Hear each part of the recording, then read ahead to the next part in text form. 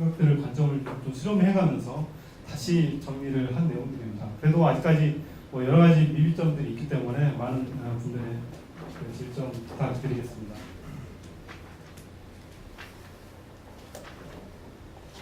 아마 이 사진 플래카드 보셨죠? 도시에서 계셨으면 못 보셨을 텐데 농촌에 가면 이게 대선 전에 정의당에서 전국적으로 내걸었던 플래카드입니다. 2014년부터 저하고 여기 토론자로 와 계신 정석 소장님을 비롯해서 몇 분들이 이렇게 농민 기본소득을 줄기차게 주장을 했는데, 하여튼 이번 대선 때 정의당에서는 농민 기본소득을 농경공학 공약으로 세웠습니다. 그래서 앞으로 한 3, 4년 더 주장을 하면 이게 다음에는 제1당이 농경공약으로 세우지 않을까 기대를 하고 있습니다.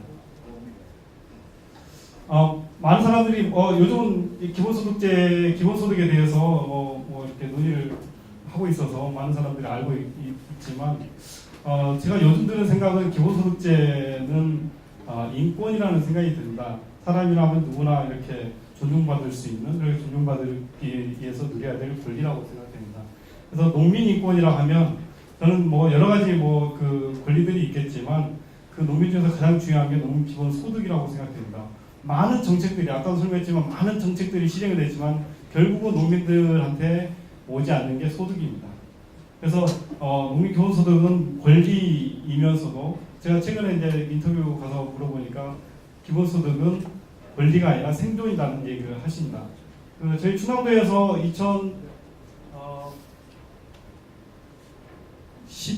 2014년 충남 도민 인권 선언을 했었는데 그 중에서 이제 농업인에 대한 권리를 규정을 했습니다. 근데 농업인에 대한 권리를 딱 규정했는데 두 줄입니다. 충남도의 농업인은 기본적인 소득을 보장받으며 땡땡땡. 충남도는 농업인의 소득을 보장하고 이렇게 했습니다. 그래서 소득을 보장해주는 방법, 여러 가지 방법, 기본소득에도 여러 가지 방법이 있겠지만 소득을 보장하는 게 가장 큰 핵심이라고 저는 생각됩니다. 기본소득을 설명하기 위해서는 여러 가지 배경들이 있겠지만 저는 우리 사회가 근본적으로 가장 큰 문제는 불평등과 양극화 사회라고 생각됩니다. 이걸 줄여서 불량사회라고 생각되는데요. 불량사회가 계속 지속되다 보니까 오늘 학회의 주제이기도 하는 지속 가능성이 과연 지속될 수 있을까? 그런 측면에서 우리 사회의 지속성이 문제가 제기되고 있고 3포, 5포, 7포, M포 세대라는 얘기가 지금 회자되고 있고 OECD에서 발표했듯이 우리나라는 아주 악성 지표가 난무하는 국가로 발전되고 있습니다. 우리나라가 이제 산업화와 민주화 과정에서 많은 사람들이 이 부분에 대해서 자랑을 합니다. 우리나라처럼 민주화와 산업화가 동시에 이룩한 몇 안 되는 전 세계적으로 이 부분에서 자랑을 하고 있지만 사실 민주화의 가장 큰 핵심 중에 하나는 모든 사람들이 투표를 할 수 있는 1인 1표제를 가질 수 있다는 거고 그 부분이 이제 이룩되면서 산업화와 동시에 같이지만 산업화 과정에서는 결국 우리 사회의 어떤 경제적 불평등을 가속화하는 사회의 불균형이 심화되었습니다. 그래서 사람들은 투표를 통해서 이 산업화를 통한 어떤 부의 불평등을 이렇게 순환시키는 어떤 정치적인 해결 어떤 욕구들이 있었지만 그 부분은 여전히 이룩되지 않고 있습니다. 물론 이번에 투표를 잘해서 어느 정도 그런 부분이 해소될 수 있겠지만 이 부분이 과연 지속될 수 있을까? 그래서 저는 정치의 민주화는 1인 1표제지만 경제 민주화는 기본소득으로 가야 된다고 생각이 들고요. 잠시 이제 기본소득의 이론을 개념하고 이론을 살펴보면 기본소득은 하여튼 사회 구성 모두에게 조건 없는 일정한 소득을 지불하자는 제도입니다. 여기에는 크게 4가지 규칙성이 있는데요. 보편성, 개별성, 무조건성, 정의성. 물론 이러한 부분들이 다 갖추면 좋겠죠. 근데 여건에 따라서 그러지 못하는 경우도 있습니다. 그래서 기본소득은 항상 논란이 있습니다. 그래서 이 부분을 주장했던 학자, 사상가로는 토마스 페인이 가장 대표적이고요. 앙드레 고르, 제임스 미르라는 분도 있고, 지금 이러한 부분들이 전 세계적으로 실험이 되고 있거나 아니면 논의가 되고 있습니다. 아시다시피 국회에서도 기본소득 도입이 필요하다라는 보고서도 내기도 했습니다. 제가 기본소득 연구를 하면서 가장 관심 있게 본 분이 이 토마스 페인의 상식이라는 책인데요. 이 상식 안에는 토지 분배의 정의라는 책이 있습니다. 이분이 뭐 이권도 연구하고 뭐 상식이라는 책도 나왔는데 마지막에 토지 분배의 정의라는 책, 뭐 토지 정의라는 제목으로 번역도 되긴 하지만 하여튼 이 책을 통해서 기본소득의 모델을 200여 년 전에 제시를 했는데 이 부분이 지금도 여전히 유효하고 기본소득 모델을 제시할 때 이분이 제시한 모델을 거의 따른다고 해도 과언은 아닙니다. 이 부분의 근본적인 사상은 인권의 기본은 자연권이라고 얘기하십니다. 그러니까 우리가 누리는 모든 토지와 공기와 물과 천연자원과 이런 부분들은 태초에 주인이 없었다. 그러면서 문명화, 그 다음에 뭐 여러 가지 산업의 발달을 통해서 제도를 통해서 이런 부가 균형적으로 이렇게 분배되지 않고 일방적으로 쏠리는 현상이 있다. 그래서 이런 부분들을 해소하기 위해서는 해소를 해야 되는데 사회주의처럼 개인의 재산을 무상으로, 그러니까 강제로 몰수해서 분배할 수 없기 때문에 그 재산에 대한 어떤 여기서는 이제 상속세를 말하는데 상속세의 10%를 기금으로 만들어서 이렇게 시민배당을 만드는데 시민배당 통해서 노인들, 그 다음에 청년들에게 분배를 하고 나머지에 대해서는 비노인, 장애인에 대해서 기본소득을 제공하자. 이런 주장을 200년 전에 했습니다. 그래서 지금 논의되고 있는 우리나라의 기본소득의 대부분은 이러한 이론적 바탕을 두고 있습니다. 돌아와서 우리 농업 농촌의 현실을 보겠습니다. 아시다시피 우리나라는 세계 대부분의 농업 강국하고 다 FTA를 체결했습니다. 사실 우리나라 농업 규모로 보면 사실 사자와 고양이가 우리의 한루에 넣고 경쟁을 하라는 꼴이죠. 사실 저는 이러한 체계에서 농업의 어떤 효율, 경쟁 이런 걸 추구한다는 건 자체가 말이 안 된다고 생각하고 이런 논쟁은 사실 폐기된다고 생각합니다. 그동안 하여튼 이런 어떤 농업의 생각에 대해서 이렇게 저항을 했지만 하여튼 이룩되지 못했고 그동안 하여튼 역대 정부에서 농업을 보호한다고 많은 재정을 투입했습니다. 노무현 정부 때도 119조 예산을 세웠고요. 근데 하여튼 이명박 박근혜 정부 때는 농업 재정을 따로 세우지도 않았습니다. 하여튼 그래도 많은 재정이 투입되는데 이런 재정 투입들이 아시다시피 여러 어떤 목적으로 쓰이긴 했지만 결국은 농민들한테 소득이 들어오지 않았다는 데 문제가 있습니다. 도농격차 아시겠지만 작년에 이제 쌀값도 떨어져서 더 확대될 거고요. 그다음 소득 변화를 보면 하여튼 농업 소득은 계속 떨어지고 있고 농업의 어떤 소득, 농업 의존도 이런 부분도 계속 떨어지고 있습니다. 그러니까 농사를 지어서는 이제는 더 이상 소득을 올릴 수 없다.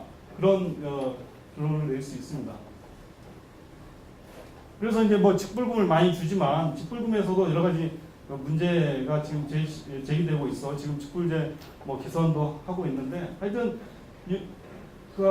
지금까지 10가지 정도의 직불제가 있지만 이 직불제를 많다고 선전을 하지만 농민들이 누릴 수 있는 것은 많아야 2가지. 그 부분도 이제 면적 단위로 하다 보니까 대농들은 많이 가져가고 소농들은 직불금이 거의 없는 상태입니다. 지금 농정예산 중에서 직불금 차지하는 부분인데 2007년도에는 20%까지 갔다가 하여튼 계속 떨어졌고요. 작년에는 조금 올랐는데 이게 이제 쌀값이 떨어지다 보니까 변동직불금이 많이 들어가서 조금 올렸을 뿐이지 농가 소득하고는 크게 상관없이 농업직불금은 떨어지고 있습니다. 외국의 사례를 보면 하여튼 이게 이제 우리나라의 농업 그러니까 농가 소득에서 차지하는 직불금, 그다음에 농업 소득에서 차지하는 직불금을 보면 농업 소득에서는 9.2%, 농가 전체에서는 2.7%밖에 직불금이 차지하지 않고 있습니다. 유럽과 일본, 스위스 비교해봐도 턱없이 낮은 수치에 있습니다. 특히 이제 문제는 이 직불금의 양극화인데요. 그 1헥타르 미만과 1헥타르 이상의 그 직불금을 비교해 보면 거의 11배, 10배 정도 차이가 납니다. 그러니까 1헥타르 미만은 직불금이 28만 원 정도입니다. 사실 이따 나오겠지만 1헥타르 미만 농가가 전체의 69% 됩니다. 그러니까 우리나라 전체 농가의 70%가 1헥타르 미만인데 직불금으로 받는 액수가 28만 원밖에 안 됩니다. 그래서 이런 직불제 문제를 그냥 놔둘 수 있는가 하는 문제가 있고요. 그래서 하여튼 이런 어떤 농정과 아까 재정을 말씀했지만 재정과 직불제와 이런 농가 소득 이런 부분들을 개선하기 위해서는 농가 기본소득제 형태의 직불금이 필요하고요. 첫 번째 방법이 농가 단위의 기본소득입니다. 이 부분은 이제 차라리 가구당 얼마씩 주자. 뭐 김성훈 전 장관님 같은 경우에도 가구당 50만 원씩 줘서 50만 원 주면 그 전체 그 기본 그러니까 이 액수가 한 6조 되는데 이게 이제 농경 예산의 절반 정도 되는데 하여튼 절반 정도는 직불금으로 주자 뭐 이런 말씀을 하시고요.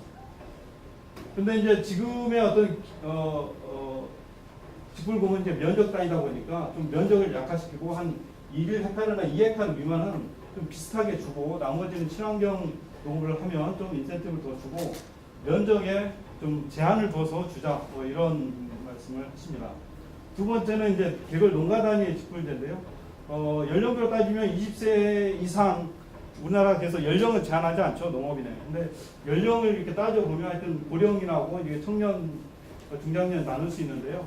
여기까지만 이렇게 농업인으로 한정해서 주고 나머지는 뭐 노인수당 뭐 이쪽으로 주고 아니면 전체 그 농업인에 대해서 일괄적으로 20만 원을 주었을 때는 5조 정도 됩니다. 이 부분도 아까 뭐 농경예산의 한 절반 정도 된다고 하고요.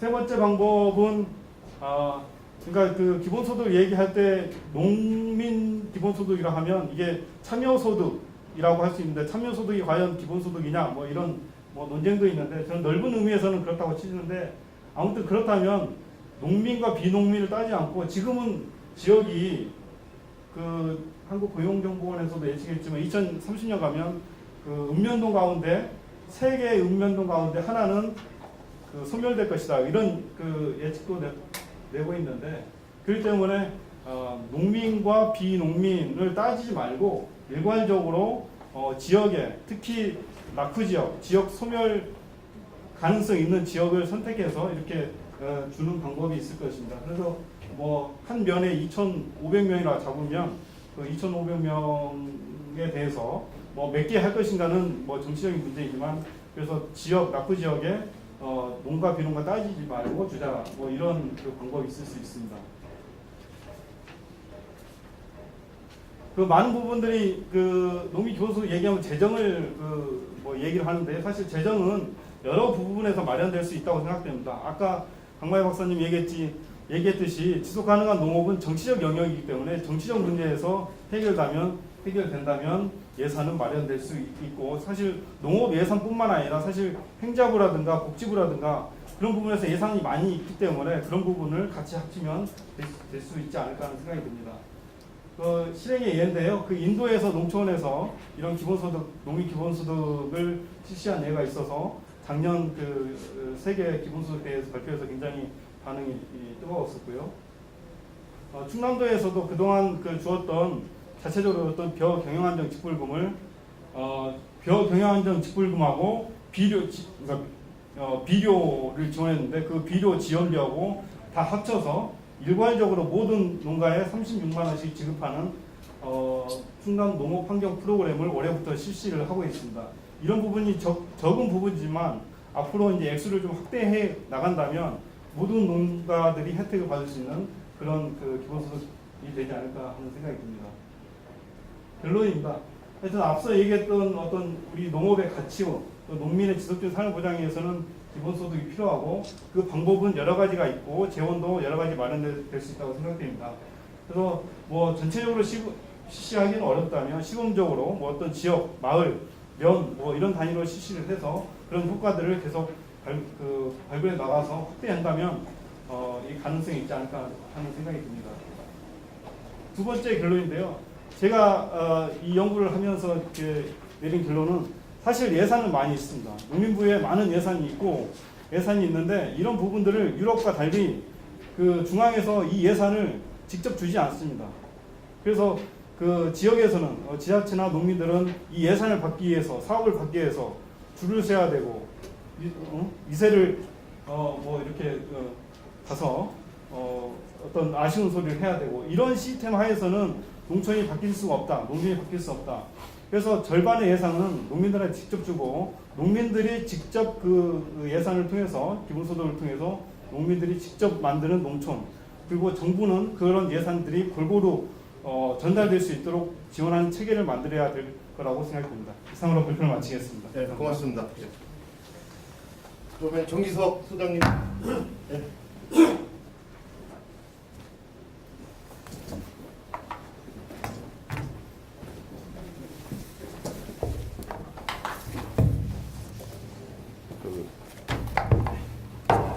아마 그 정의당 심상정 후보자가 대통령이 됐으면 아마 이 자리에 박경철 박사가 없었을 수도 있었겠다.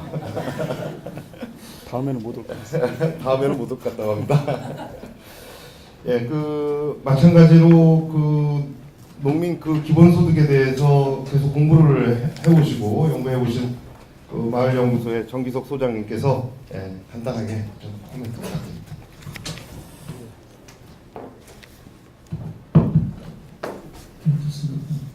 간단하게 설명이 될 수 있을지 모르겠는데 시간이 그러니까요. 시간이 제한이 있으니까 맞춰보도록 하겠습니다.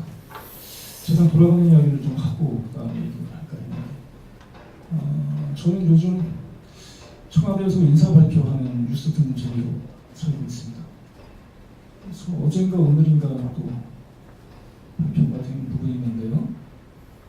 사실상 인수위원회 기능을 하게 될 국가기획자문위원회인가 그렇게 인선이 돼서 각 분과마다 이제 사람들이 발표가 됐는데 제 눈에 들어온 분이 한 분 있었어요. 나중에 유심히 인터넷으로 찾아보시면 될 것 같은데요. 경제1분과장의 가천대 글로벌 경제학과의 이한주 교수님이 임명이 됐습니다. 그분이 어떤 분이셨냐면 그 이재명 시장의 정책을 총괄하셨던 분이고 성남시 청년배당 그리고 기본소득 공약의 설계자이세요. 그래서 저는 어떤 느낌이 오냐면 제가 뭐 비공식적으로 좀 관여를 하기도 좀 했었고 그러니까 문재인 정부에서 이재명 시장의 그 내걸었던 공약 중에서 가장 핵심적인 최우선의 공약은 기본소득이거든요. 상징적인 의미도 있고 그걸 이제 하겠다는 결정적인 의지, 실천 의지의 표현이고요.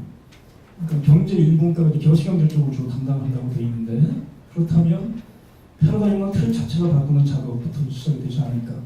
저는 이제 발표가 농정 예산의 구조 이런 얘기였었는데요. 그것도 전혀 무관하지 않는 이제 작업이 거기서 이루어질 것이다라는 생각이 들어서 그래서 아까 박경철 박사님은 3, 4년 아니면 다음 정부에서는 농민 기본소득이 실현 가능할 거다라고 비관적으로 얘기를 하셨는데 저는 곧 농민 기본소득이 어떤 안이 실현이 되지 않을까라는 생각이 듭니다. 저는 이제 기술적인 문제는 대부분 다 해결됐다는 생각이 들고요. 저는 기본소득 네트워크니 강남훈 교수 같은 분들 이 모델이나 시뮬레이션은 충분히 다 돼 있기 때문에 실행하는 건 단지 의지만 이제 결행의 의지가 남아있다고 생각이 되는데 저는 그 인선 발표를 보면서 의지가 충분히 있는 게 아닌가 라는 생각을 하게 됐습니다. 그리고 아까 농민 기본소득 플래카드 걸어놓은 거 저는 그 농촌 지역에 사는 수백 장을 본 것 같은데요. 대선 전에 마침 박경철 박사하고 정의당에서 농민 기본소득 관련된 이제 정책 토론회 할 때 같이 발표하고 토론하고 이런 적이 있었는데요. 저는 이제 아까 얘기했던 대로 큰 틀에서 기본소득이라는 게 아마 제도화가 되면 농민 기본소득은 당연히 그 안에 포함이 돼서 실행이 된다는 생각이 들고 그래서 지금은 제가 이런 충남연구원에서 학술적으로 정책적으로 집중적으로 사실상 유일하게 연구한 창구가 되어 있는데 곧 아마 저는 제 느낌입니다만 농촌경제원 쪽으로도 주요하고도 하나 떨어지지 않을까라는 개인적인 느낌이나 소망 같은 게 있어서 김정선 연구위원도 그때 토론할 때 같은 자리에 있어서 그래서 이게 단지 일부의 희망이나 의견이 아니고 농정의 주요한 공론이 될 가능성이 있겠다라는 생각이 듭니다. 다음에 물론 농식부 장관이 누가 되느냐도 평소가 될 텐데요. 잠깐 제가 아까 봤는데 그 정명철 박사님이 잠깐 어쨌든 나가셨는데 제가 알기로 문재인 정부의 농정 공약을 주도적으로 아마 개발하신 분으로 알고 있는데 저분은 농식부 장관 좀 누가 할지 알고 계실 것 같은 느낌이 좀 있어요. 좀 이따 만나면 제가 물어보도록 하겠고요. 그때 저희랑 토론을 할 때 한 걸 제가 복기를 잠깐 해보면 주로 농민 기본소득 얘기를 할 때 사람들은 이런 의문이나 불신을 갖습니다. 저도 뭐 처음엔 그랬고요. 일단 왜 농민한테 기본소득을 줘야 되느냐라고 물어보죠. 그러면 아주 대답은 간단합니다. 그게 뭐 이해가 될지 모르지만 농민들이 농사를 져서 먹고 살 수가 없어요. 아까 박병철 연구위원도 여러 가지 통계자료를 이용을 하셨는데 농사를 우리나라 평균적인 농부는 65세 노인이에요. 1.56헥타의 농지에서 1년에 쇠가 빠지게 농사를 져서 1,100만 원 봅니다. 거기 자기 인건비를 빠져 있는 거죠. 그러니까 농사를 지으면 지을수록 손해를 보는 거예요. 아주 미련한 짓을 하고 있는 거죠. 그래서 먹고 살아야 되니까 농해소득을 창출합니다. 정부에서 자꾸 창출하라고 하고 6차 산업이 스마트 농업이 ICT 행복한 농민이 4차 산업혁명까지 나갔잖아요. 그러면 농업이 아니죠. 공업이나 서비스업으로 넘어가는 부분인데 농사를 우선 못 먹고 살기 때문에 근데 농사는 져야 되잖아요. 기본소득 얘기하는 사람들 노동의 종말 얘기하는데 농업도 종말됐어요. 근데 농사는 져야 되고 농촌 사람은 살아야 되기 때문에 농부들이 또는 농촌 주민들이 생활을 하려면 생활비를 지원해줘야 되잖아요. 그게 이제 유럽연합에서 하는 제가 듣기로 농정예산 70%가 직불금 예산으로 집행된다고 알고 있고요. 그 사람들이 단순해서 그렇게 정책 예산 집행 툴을 그렇게 만들어 놓지 않았을 거예요. 그게 가장 합리적이고 효과적일 테니까 그렇게 했을 거고요. 독일을 비롯한 오스트리아, 스위스land 50에서 90% 신조까지 직불금, 농가소득에 우리나라 4.3%잖아요. 공정예산은 14.2%. 그렇게 지급하는 이유가 그게 가장 효과적이고 합리적일 거라서 하는 거예요. 그러니까 우리도 이렇게 그렇게 바꾸면 될 것 같고요.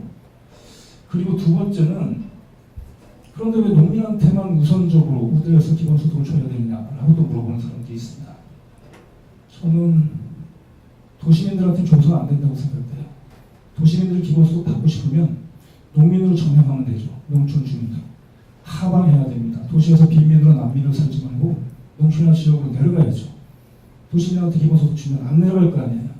내려가야지 국가적인 모든 문제가 해결될 텐데 서울에 1,000만 명 몰려 살고 수도권에 반이 몰려 살고 모든 에너지와 희망과 에너지 이런 게 반 이상 몰려서는 기형적인 국가 구조에서 모든 국가 문제가 발생이 되기 때문에 농민 기본소득이 그런 작용이나 기능도 할 수 있을 거라는 기대를 하고 있어요. 독일 같은 경우가 제가 얘기 들어보니까 제가 독일 말을 통역을 잘못 들었는지 모르겠는데 독일에서 농민들한테 직불금을 소득의 70% 80% 주는 이유가 농민들을 너무 사랑해서 농업은 꼭 지켜야 되기 때문에 국가기관 산업으로 너무 절박하게 중요하기 때문에 라는 생각도 있지만 반은 이거 같아요. 농민들한테 기본소득, 그러니까 기본소득에 상응하는 효과를 발휘하는 직불금을 주지 않으면 폐농, 인허에 대해서 도시가 몰려들 테니까 베를린, 뮌헨 이런 데를 몰려들어서 거기가 서울처럼 될 거니까 도시가 망가지잖아요. 국가가 망가지고.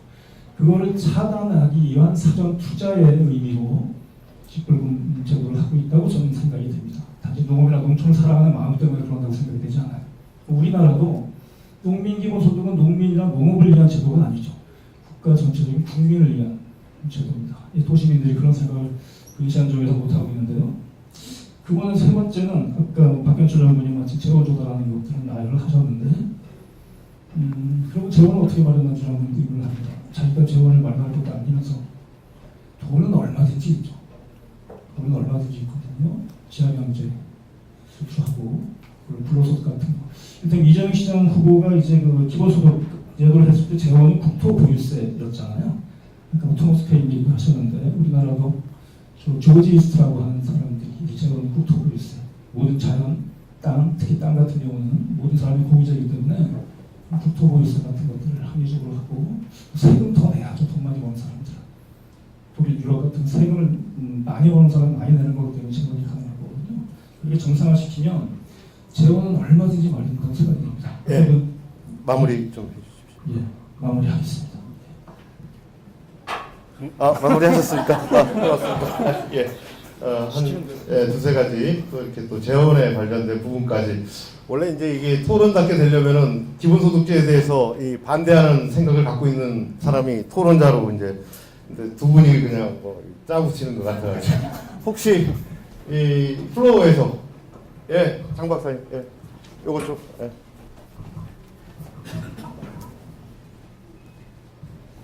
네, 여론연구소의 장경호입니다. 반대는 아니고요. 원래 짜고 치는 부분에 저도 좀 동참을 하려고 하는데, 기본소득제의 어떤 그 도입의 필요성이나 당위성 부분은 뭐 저는 100%다 인정을 합니다. 전적으로 인정을 하고요. 다만 이제 발표 내용이 기본소득 제도입니다. 그러면 이것을 이제 제도화하고 정책화할 수 있는 좀 더 이제 구체적인 내용으로 들어갔으면 좋겠는데, 그래서 조금 아쉬운 부분이 있어서 몇 가지 말씀드릴까 합니다. 우선은 이제 국민 기본소득과 같이 모든 국민들에게 무조건 무차별적으로 기본소득을 한다면은 별도의 국민 기본소득제도에 대한 논의가 좀 불필요하겠죠. 그러나 이제 현실적으로 좀 더 가능성이 높은 경로를 보자면은 아마 이제 그 점차적으로 그리고 점진적으로 확장되는 방식으로의 제도 도입이 예상이 된다고 한다면 거기에 맞게 저는 이제 두 가지 문제를 좀 더 우리가 깊게 있게 논의가 좀 진전돼야 되지 않는가라고 생각합니다. 첫 번째는 우리 정혜석 박사님 말씀하신 대로 왜 농민들이 기본소득의 우선 대상이 되어야 하는지 그 부분들은 좀 자기 모순들을 좀 극복을 해야 될 것 같습니다. 농민만 주고 도시민을 주지 말자. 그러면 스스로에게 무조건성이나 무차별성과 같은 이런 그 기본소득의 근본적인 가치들하고 서로 배치되는 이야기들이 나오기 때문에 그런 부분들에 대해서 오히려 이제 그것보다는 도시 혹은 전체 국민들 가운데서 기본소득 제도가 우선적으로 도입돼야 되는 거기에 반드시 농민이 포함돼야 된다라고 하는 논리가 필요한데 단지 농업이 어렵고 농촌이 힘들기 때문에라고 하는 요것만 가지고서는 좀 힘들고 예를 들면 이제 뭐 도시와 농촌 간의 소득의 격차라든가 혹은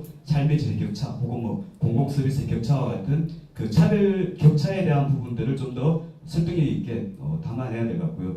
두 번째로는 이 기본소득제를 이제 단계적으로 한다고 했을 때 모든 농민들에게 대상으로 할 것인지 그렇지 않으면 거기서 좀 계층 내지는 층위를 좀 구분을 해야 될 것인지 예를 들면 소득 5분위 비율에서 그 농촌의 상위 농민들 농가의 상위 20%의 소득은 도시 근로자 상위 20% 소득과 비슷합니다. 약 1억 원에 가까울 정도의 소득 수준이죠. 그러나 이제 또 그 밑으로 내려갈수록 격차가 굉장히 심하고요. 그렇다면 무조건성에 기초해서 모든 농민들 대상으로 해서 농가 단위든 농민 단위든 할 것인지 아니면은 대다수를 차지하는 80% 정도의 그 중소가정농부터 먼저 할 것인지 이런 문제가 있고요. 그 다음에 이제 뭐 청년이라든가 그 노령층이라든가 이런 이제 특정 집단들에 대해서도 우선순위의 문제들이 필요한데 이런 부분에서 좀 더 이제 그 마이크로 데이터와 같은 실증적인 자료를 바탕으로 한 추가적인 연구가 있어야지만이 좀 층위별로 우선적인 대상이 나올 수 있고 그렇게 좀 구분이 되어야지만 확보되는 재원에 따라서 어디까지 기본소득 대상을 지금부터 할 수 있는지 아마 그 문제들도 좀 논의가 진전될 수 있을 것 같고 그래야지만 직불제와 기본소득제 이 둘 사이의 차별성과 차이점에 대해서도 좀 더 깊이 있는 논의가 되지 않을까 그 부분이 좀 잘 됐으면 좋겠다는 부탁 말씀 드립니다. 그 간단하게 답변 좀 부탁드리겠습니다. 예, 질문 감사하고요. 그 두 가지 관점에서 말할 수 있을 것 같은데 첫 번째는 그러니까 국가 전체적인 기본소득 틀 안에서의 농민 기본소득이 있을 거고 두 번째는 그냥 농정 안에서의 어떤 기본소득 얘기할 수 있을 것 같은데 첫 번째 전체 국가적인 틀 안에서는 지난번에 이재명 시장님이 제기했듯이 크게 이제 네 개 계층이 있을 겁니다. 그 유아수당, 그 다음에 노인수당, 그 다음에 청년수당, 그 다음에 장애인수당, 그 다음에 농민수당 이렇게 얘기를 했습니다. 그래서 그 이 각 수당을 합쳐보면 사실 그 농민이었을 경우는 이제 추가로 플러스 되는 거죠 전체에.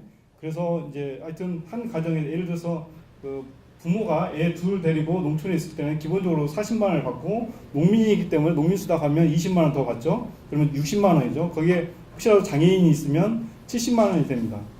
부모가 있을 때는 또 이렇게 올라가는 거죠. 그래서 한 가정이 필요한 뭐 전체는 아니겠지만 어느 정도는 소득이 받쳐주는 거고요. 그게 이제 전체 기본소득 틀에서 이렇게 농민 기본소득이요. 두 번째는 농정에서의 기본소득인데 농정에서 기본소득은 지금 아마 직불제 개편을 하고 있을 텐데 직불제를 기본소득형으로 바꾸어 나가는 것이 필요할 것 같습니다. 지금처럼 아까처럼 그 1헥타르 미만이 전체 70%고 2헥타르 미만이 86%인가 인데 그 2헥타르 미만까지는 사실 저는 좀 비슷하게 줄 필요가 있다고 생각됩니다. 그래야 진입하는 뭐 새롭게 진입하는 사람들도 기본적으로 안정적인 그 기본 소득을 받고 영농에 참여할 수 있을 거라고 생각됩니다. 죄송합니다.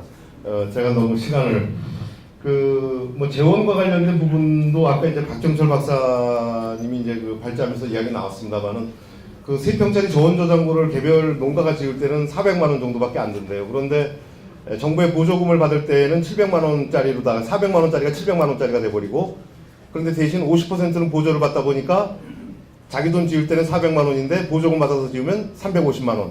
따라서 보조금 받으면 50만 원을 절약할 수 있는 시스템. 이제 바로 이제 그러한 불합리들이 이제 어떻게 본다면은 뭐 지하 경제가 될 수도 있을지 모르겠습니다만은 의지라고 하는 방법이라고 하는 부분이 중요하지 이 가치를 갖다 우리가 만들어내는 것은 그렇게 어려운 요란한 것은 아니다. 이제 그렇게 생각됩니다. 시간이 좀 급해서요. 이어서 그 마지막 그 세 번째 발제자 말씀 듣기 전에 박수로. 예. 감사합니다. 미안합니다.